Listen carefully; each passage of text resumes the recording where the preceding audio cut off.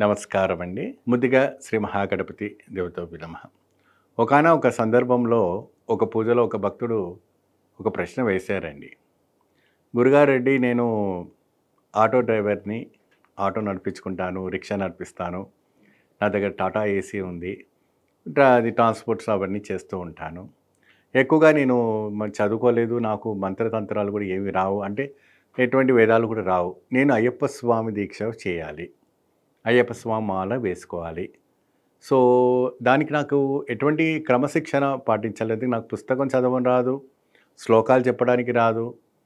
ఎటువంటి ఒక భగవంతుని ఆరాధించాలన్న ఒక తత్వం అని కూడా నాకు రావటం లేదు గురుగారు. ఎలా చేయాలో నాకు అర్థం అవ్వట్లేదు వివరించానని ఒక పూజలో కలిసి చెప్పారాయన. సో, ఆ సమయంలో ఆయనకు వివరించి నేను కొన్ని విషయాలు అంటే ఇప్పుడు అందరూ కూడా మీరు చూస్తారు కాబట్టి ఆ విషయం వచ్చింది కాబట్టి నేను మీ ముందు చెప్తున్నాను. చదువుకు, జ్ఞానానికి చాలా వ్యత్యాసం ఉంటుందండి. ఆయనలో ఏమన్నారు ఆయన తెలుసునా?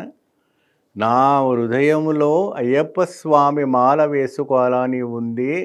కానీ నాకు మంత్రాలు నాకు తంత్రం రాదు. పూజించడానికి రాదు. నాకు ఎలా ఏం తెలియట్లేదన్న ఒక జ్ఞానం అనేది ఆయనలో ప్రవేశించింది. అంటే అక్కడ స్వామివారు పిలిచారు ఆయన శబరిమలకి రామనేసి ఆయన అనుగ్రహిస్తేనే ఆయన వెళ్తారు.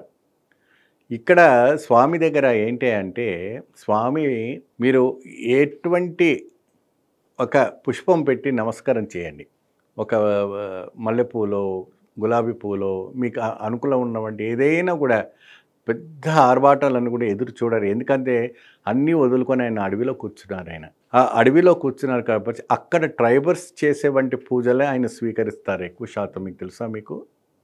అక్కడ శబరిమలలో ఉన్నవంటి ట్రైబర్స్ చేసేవంటి పూజలు ఫస్ట్‌గా ఆయనకు చేసేవంటి పూజలు ఏంటంటే ట్రైబర్స్ చేసేవంటి పూజలు అక్కడ ఉన్నవంటి వరిలు, కోతలు కోసిన వంటి అన్నీ తీసుకొచ్చి స్వామివారికి పెట్టి పూజ చేస్తుంటారు. చాలా ఇంట్రెస్టింగ్‌గా ఉంటుంది.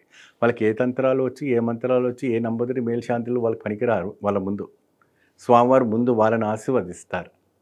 కాబట్టి అప్పుడు ఇలాంటి భక్తులు అంతా కూడా ఎవరైనా కూడా అజ్ఞానులు ఎవరైతే కూడా జ్ఞానులు అవ్వడానికి అవకాశం ఉంటుంది తెలుసా మీకు? కాబట్టి ధారాళంగా మాల వేసుకోండి. మీకు అయ్యప్ప స్వామి అని చెప్పడం వస్తుంది కదా! స్వామియే శరణమయ్యప్ప వస్తుంది కదా!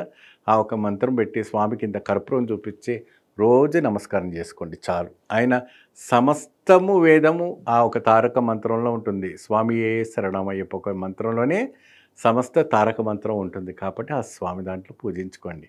మంచి ఫలితం లభిస్తుంది.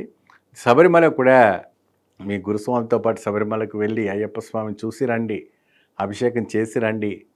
అభిషేకం కంపల్సరీ చేసి రండి. పక్కన ఉండిలో కొట్టేసి రావద్దు. స్వామివారిని చూసి అభిషేకం చేసుకొని ఆ అభిషేకం చేసినటువంటి ప్రసాదాన్ని ఇంటికి తీసుకొచ్చి మీ భార్య పిల్లలకి ఖచ్చితంగా పెట్టండి.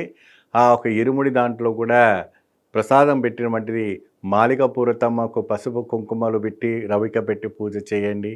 అక్కడ మీరు విభూది ఇరుముడిలో పెట్టినటువంటి విభూది ఉంటుంది. మణిమండపంలో విభూది అంతా కూడా స్వామివారి పాదాల దగ్గర పోసి తిరిగి కొద్దిగా ఇంటికి తీసుకొచ్చుకోండి. సో దీనికి పెద్ద వేదాలు చదివే అవసరం లేదు. తంత్రాలు చదివే అవసరం లేదు. ఏది అవసరం లేదు. స్వామివారి ఒక తారక మంత్రం ఒకటే చాలు. స్వామియే శరణమయ్యప్ప.